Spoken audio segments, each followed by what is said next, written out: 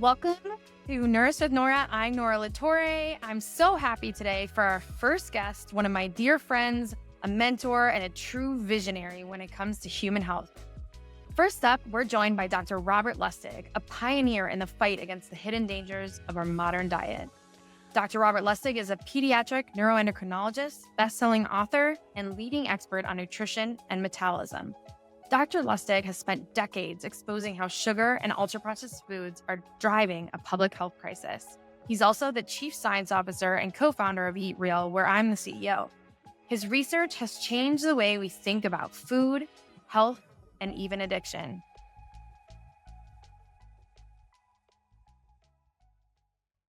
Dr. Lustig, when you think about the biggest health risk that kids face, what do you think it is? So they face a multitude of them.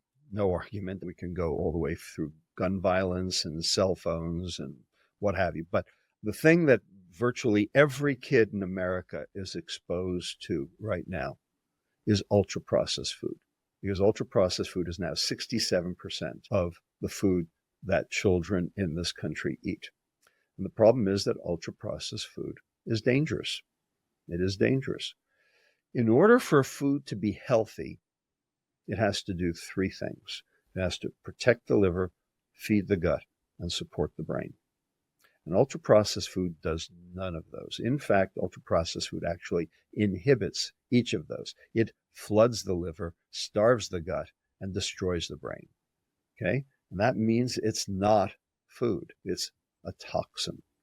Now, specifically within ultra-processed food, what's the worst of the worst? And there the answer is very simple, one word: sugar. Now, why?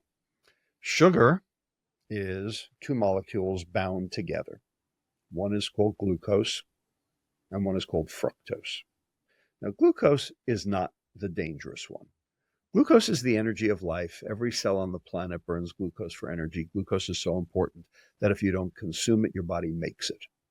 So the Inuit, the Rendili, the Tokolo, the Maasai, they don't have any place to grow a carbohydrate. They have meat, they have milk, they have blood, they have whale blubber, okay? They still have a serum glucose level, even though they don't consume any glucose, because glucose is so important. Their liver will take amino acids from protein or fatty acids from fats and turn it into glucose. That's how important it is. So glucose is important to have. It is not important to eat, is the way to look at that.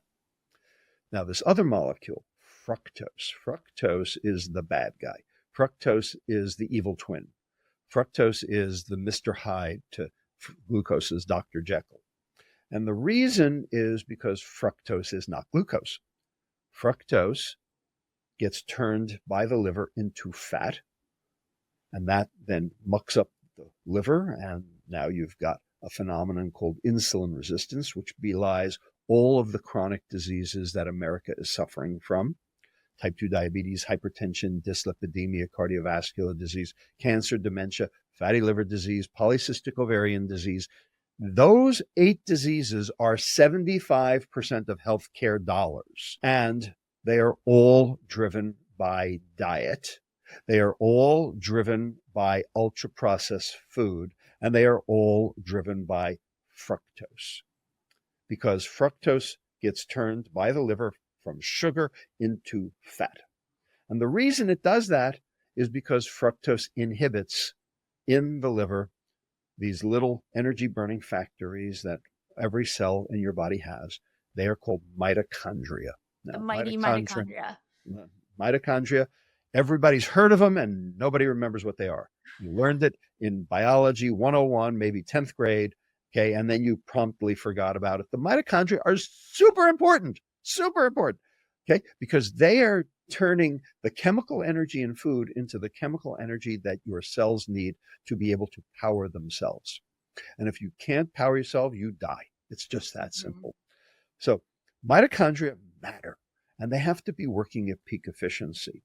They have to be working at 100% efficiency. If they're only working at 99% efficiency, that means that some of what you ate isn't going to get turned into that chemical energy we call ATP, adenosine triphosphate, in which case it's going to get turned into fat. And if it's only at 98% efficiency, it's going to be worse and worse. And it turns out that fructose is a mitochondrial toxin. So that's problem number one.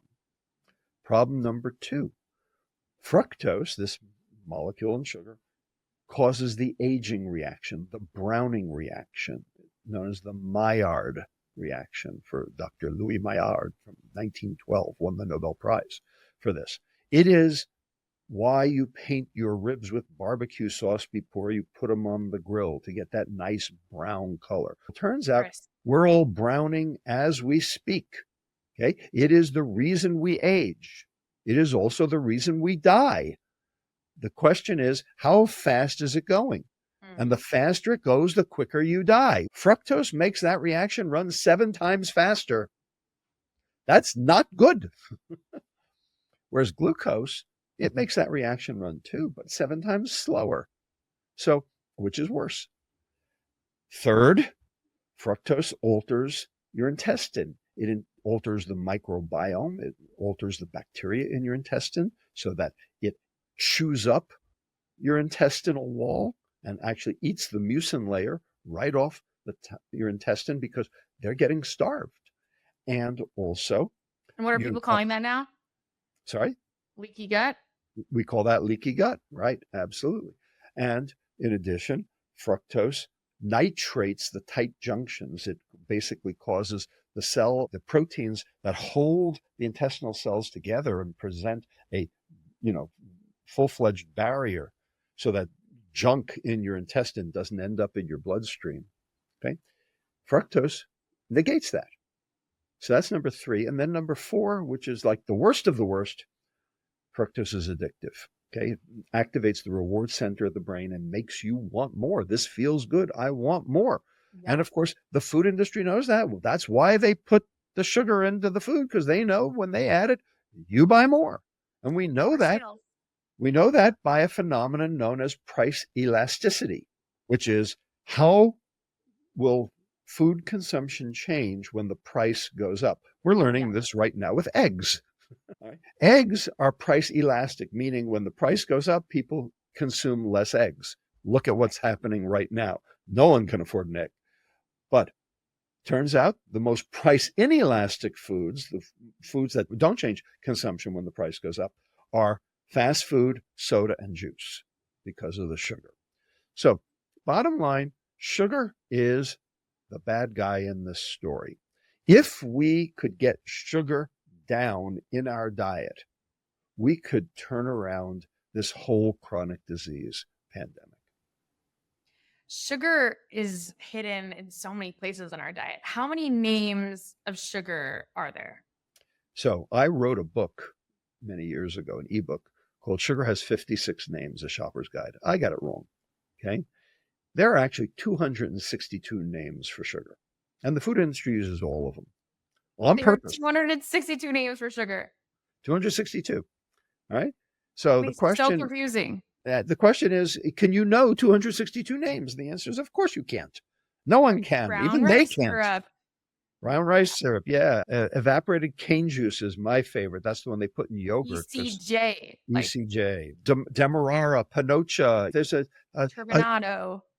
There's a whole bunch of them. And of course, apple puree and strawberry puree, when you see those, the bottom line is... And then now all the artificial sweeteners. And that's a whole nother story. But those aren't counted in the 262 names? They are not, no. My goodness. Those are artificial sweeteners. Oh my goodness. What is it over? 500 then? What, like 500 names for sugar and artificial sugar? That's my estimate. Well, the 262 names, they all have fructose. So that's the bad guy there.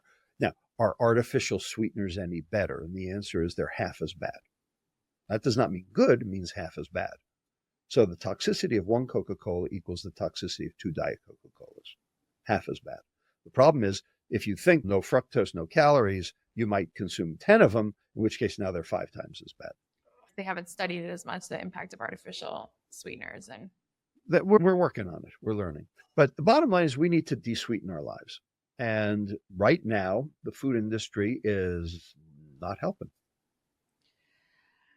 I want to talk a little bit about, we talked about what sugar is and why it's a problem and how many names and how confusing it is. But I want to talk a little bit about just on the impact on kids specifically. So today in America, kids eat a bathtub of added sugar per year. It's Yep. over 65 pounds of added sugar that American kids eat every year, a I bathtub think worth. it's more than that. I think it's about Yeah. 94 pounds.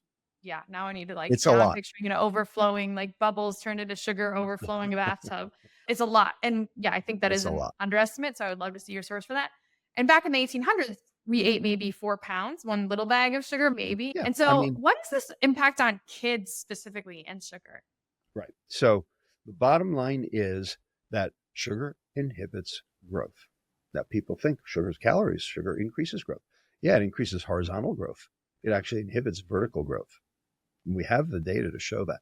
My colleague, Dr. Efrat Monsonigo-Hernan, who is the chief of nutrition at Hebrew University, Jerusalem, has looked at this question, has actually shown reductions in skeletal growth, reductions in long bone growth, reductions in cortical bone growth, reductions in trabecular bone growth, reductions in So to give cancers, our kids sugar when they're growing is can to actually inhibit growth. make And they them actually found shorter. in the in the 1980s, a critical growth spurt was missed for millennials my age. And was when the rise of ultra processed food and sugar consumption Indeed. was really taking off. So we're seeing it already. And then now sugar consumption is even higher for our kids today. So in a cohort in Brazil, they've actually shown that the amount of sugar consumption, the amount of ultra processed food consumption, I should say, which of course sugar is the main ingredient, the Mm. amount of ultra processed food consumption predicts inhibition of growth in that population. So Yeah, and I know that's on brain size too, they have more studies on sugar shrinking adult brain size, but what are we seeing in terms of kids and neurodevelopment? well, it's complicated. It's Yeah. very difficult. Here's what we know. We know that fructose gets across the placenta. So what mom consumes matters to the fetus. And we know that fructose inhibits certain neurons from being able to grow. Now, does that have implications for the infant? We think so. We can't prove that yet, but we think so. We think it has relevance to obesity. It might have relevance to IQ and neurodevelopmental disorders. My colleague in the UK, Rachel Gow, studies Mhm. ADD and is Yep. convinced that sugar is a primary driver of ADD, whether it is a developmental problem or whether it's something that occurs at the time of the consumption is still open to discussion. But when you take kids off sugar, their ADD gets better. That's been shown numerous times. Um, Yeah. I mean, as a parent, you see it like if your kids have sugar or a celebration food and then they're bouncing off the walls, like their ability to sit down and do an art project or a puzzle is not there. So you Absolutely. personally see it. And then now there are more and more studies showing And the impact of sugar on focusing specifically. absolutely. And we know that there are issues with regards to neurotransmitters. Mhm. So there are two transmitters that are particularly important in this story. One is called glutamate, like monosodium glutamate. It turns out glutamate gets turned into GABA. Okay, but there are two enzymes that are necessary for that to occur, and sugar inhibits one of them. So you end up with lots of glutamate, which is excitatory, i.e., Yeah. bouncing off walls, and you end up with less of the inhibitory neurotransmitter, which is sit at your desk and read. Yeah. So It's interesting when you think about it as like sugar actually stopping growth and stopping positive development and then actually feeding distraction and bad bacteria in your kid's gut and leaky gut in kids, etc. It's shocking. it is. So, really quickly, let's talk about how much sugar kids should eat because there's national standards, there's international standards, and it's confusing. It's So, very let's confusing. talk about let's talk about the Lustig standard because I feel like that's its own standard, right? Because we know that kids under 2, they recommend 0 added or free So sugar. It should be, and we'll talk about added or free sugars in a second. We'll really nerd out, but 0 added or free sugar, ideally under 2, and then less than 25 grams, ideally less than 12 grams of added sugar Right. for But kids and women. depends on who you read. Okay, Mhm. there's a complicated story because different people Yeah. promulgate different standards. I was a member of the writing committee of the American Heart Association, Mhm. and the American Heart Association published a guidance in 2009, which basically said that the limit for added sugar for women, adult Mhm. women, was 6 teaspoons per day. For adult men was 9 teaspoons per And break that day. down to grams because that's what's on labels. So 25 grams for women, 37.5 grams for men.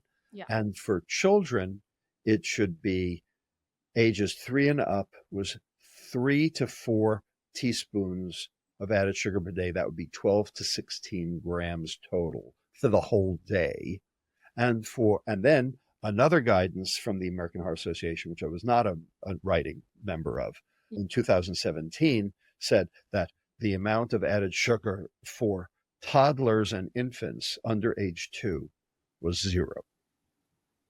Now, since that time, the USDA and the FDA have amended their amounts. And what they say is, yes, 0 for under 2, but above age 2, kids could eat up to 25 grams of added sugar. Now, the question is, if a adult female is at a limit of 25, does that mean that a child should be at the same place? I don't think so. So I think that the USDA did us a disservice in that. And I still stick to 12 to 16 grams of added sugar for children.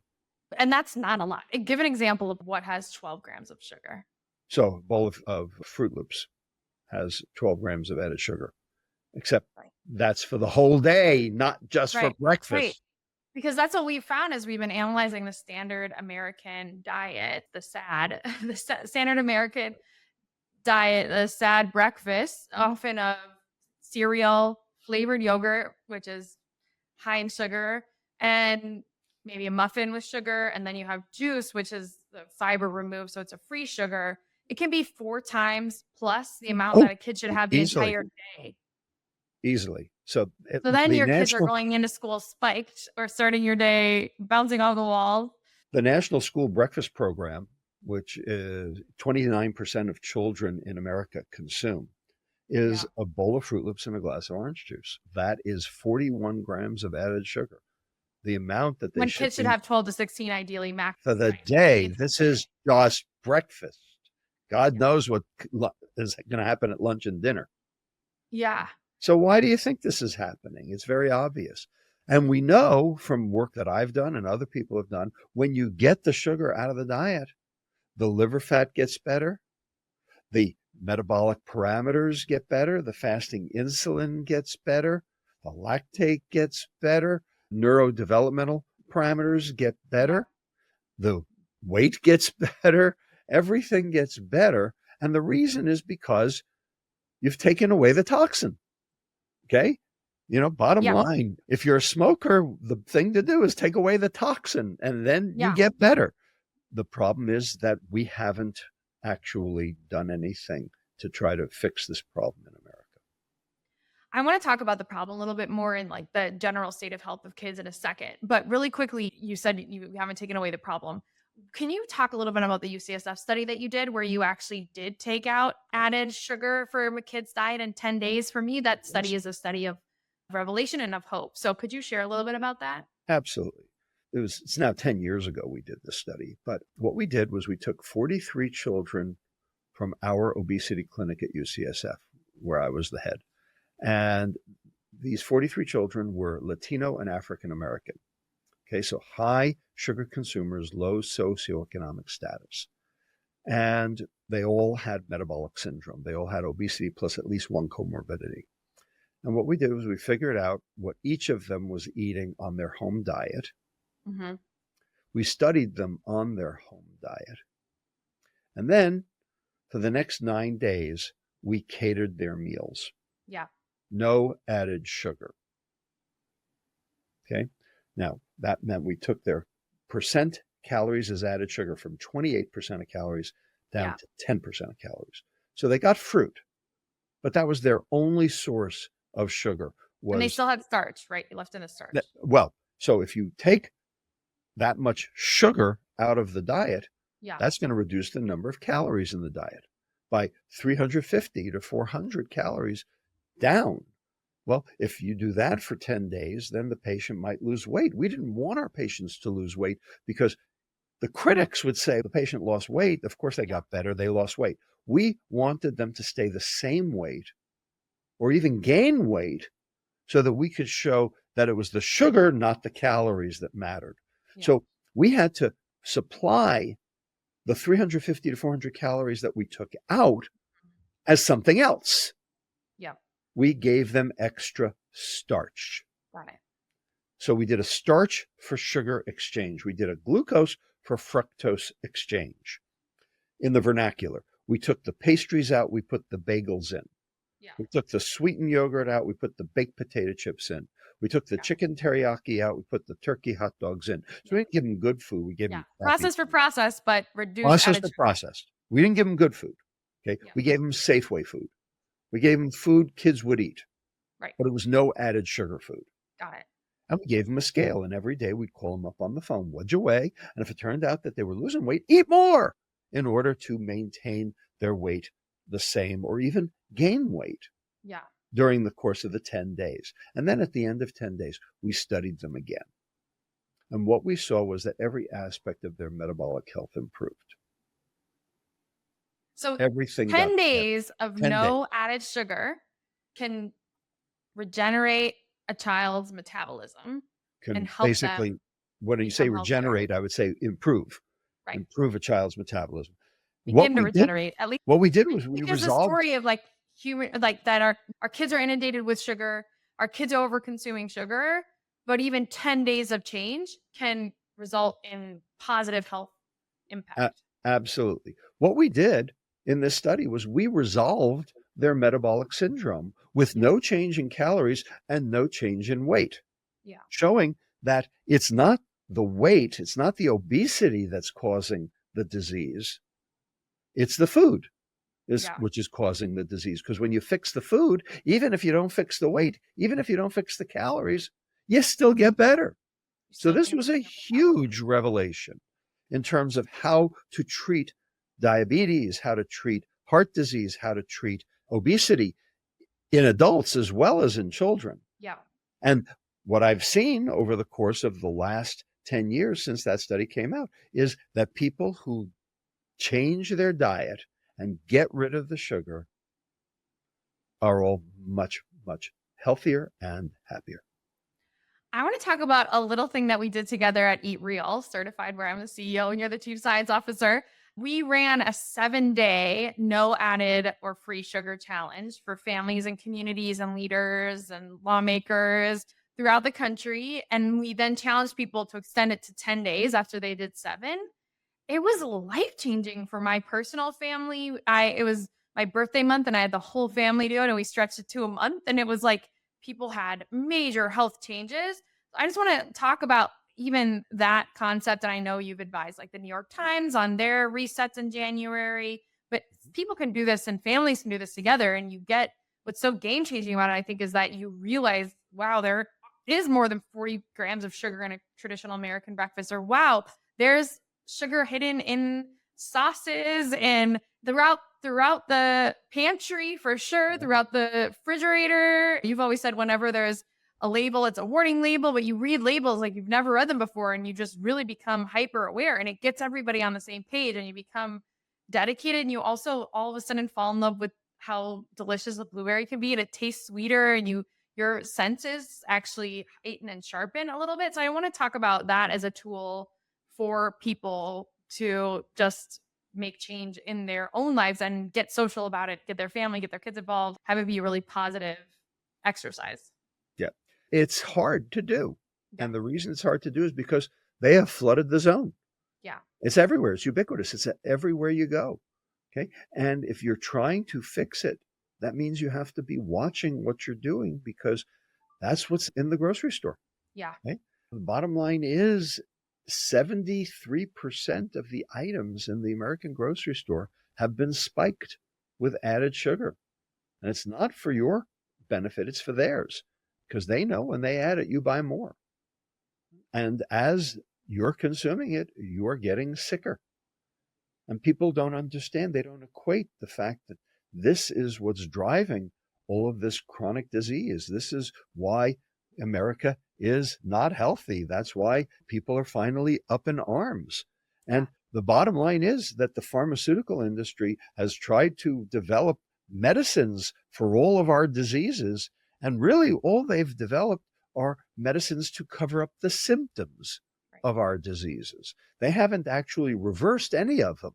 All they've done is disguise the symptoms. Right. So reverse them, maybe slow them, haven't prevented them. They haven't prevented them. Statins for high LDL, it turns out the LDL is not the problem. Okay, the insulin or the oral hypoglycemics for high blood glucose. The glucose is the result of the problem, not the problem.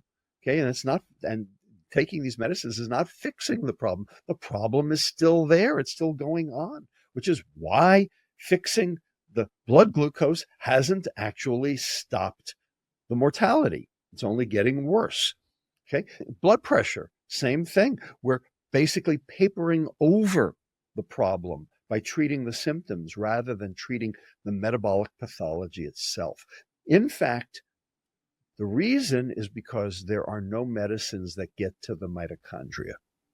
This is these are mitochondrial diseases, all of these, and there's no medicine that gets to the mitochondria. The only thing that gets to the mitochondria is food. Real food. Real flowers. Well, processed food gets to the food can get there, mitochondria. but real food is what nourishes the mitochondria. Processed food is what poisons the mitochondria. Right.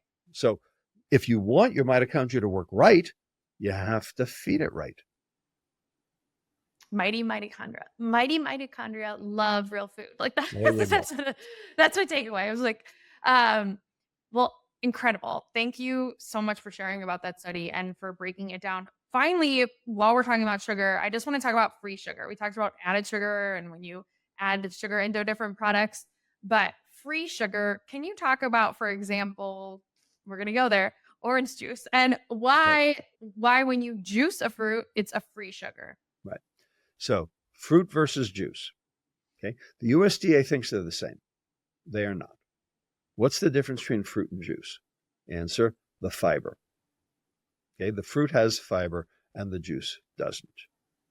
So why is fiber important? The fruit holds its shape and the fiber. Right. The fruit is solid and the juice is liquid. Right. I mean, very clearly, they are not the same. So what's the difference?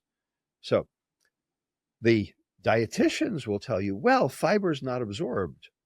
Okay, therefore, since it's not absorbed, it's not a nutrient. Therefore, there's no need for it. That's what they will tell you. This is complete garbage. This is utter trash. Okay, I have a word for it, and it starts with a B and ends with a T. Okay, it is true that you do not absorb fiber. That is true.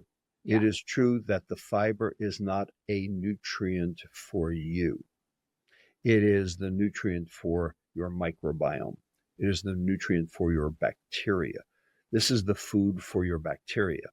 And your bacteria have to be fed, because if you don't feed your bacteria will feed on you. You want to feed the good army of bacteria in your stomach. I think about like the war in my microbiome where I have the bad guys and the bad guys trying to create leaky gut, or I could feed the bad army or I can feed my good army. And my good army likes fiber. The bad army loves sugar. They win when I feed them a lot of sugar. But the bad army, I don't know. I've been thinking a lot about that. I'm like going to use it, do an AI art project at one point about this. But if you want the good army to win, you have to make sure that the supply chain and the supply lines stay open. Yeah. Okay. Well, fiber is the food for your bacteria. What your bacteria will do is it will actually metabolize that fiber. You can't metabolize it, but your bacteria can. Will metabolize that fiber into a compound called short-chain fatty acids, SCFAs. And these short-chain fatty acids are extraordinarily important. For years, they were ignored. They were thought to just be a byproduct of metabolism. Turns out they are extremely important to metabolism because they are anti-inflammatory. They are what keep your gut from expressing irritable bowel syndrome and inflammatory bowel disease. And the butyrate can actually then get absorbed and reduce systemic inflammation throughout the body, and in particular, reduce systemic inflammation in the brain, because butyrate gets into the brain and suppresses the inflammation response, which is absolutely essential for what we talked about, supporting the brain and reducing cognitive decline. So that fiber has been shown to mitigate every single chronic disease, whether it be heart disease, whether it be type 2 diabetes, whether it be colon cancer, whether it be dementia. Fiber has been shown to reduce the risk of all of those. And the reason is because you are feeding the gut and supporting the brain. And not giving it free sugar. And the fruit has it and the juice doesn't. Again, protect the liver and feed the gut. That's and support the brain. So what are some kind of top tips and tricks that you have for parents, for individuals when they want to avoid added or free sugar? So the practical tip is stick to the outside of the grocery store. So you're talking basically about the produce and the refrigerator aisles. Yep. Okay. So basically where the produce is, fresh real food is, shop there. Where the meats and the fruits and the vegetables and the eggs are. Okay. The dairy are. Okay. The minute you've gone into the shelves, you've gone off the rails, because that's where all the ultra processed. That rings so true to me because, I used to be an ultra mountain marathoner, rock climber, and I didn't realize just how much sugar was in so many of the products that were organic that I was eating, or that were convenient, and I could grab and go with, but that were packed with sugar. And so I just think that, and that's where all the labels are. Real food doesn't have a label. It doesn't need a label because nothing's been done to it. Yeah. That's the way to look at it. When you see a label, it's a warning label. So the labels are on the foods on the shelves. There's no label on a salad. Okay. Right. All right. That's the way to look at it. Yeah. I love it. Okay. Thank you so much for sharing your knowledge about sugar, for changing my life around sugar, my family's life personally, for everything you're doing to guide Eat Real to help change and reduce sugar in schools across our country. You, through Eat Real, have helped us remove over 34 pounds of sugar per student per year in some of the school districts we're working in. So it's really game changing for kids' health. So thank you for sharing about the why, what people can do, and the how. And thank you for your leadership. And it's always my pleasure, Nora. It's my job, but it's also my passion. Thank you. Thank you.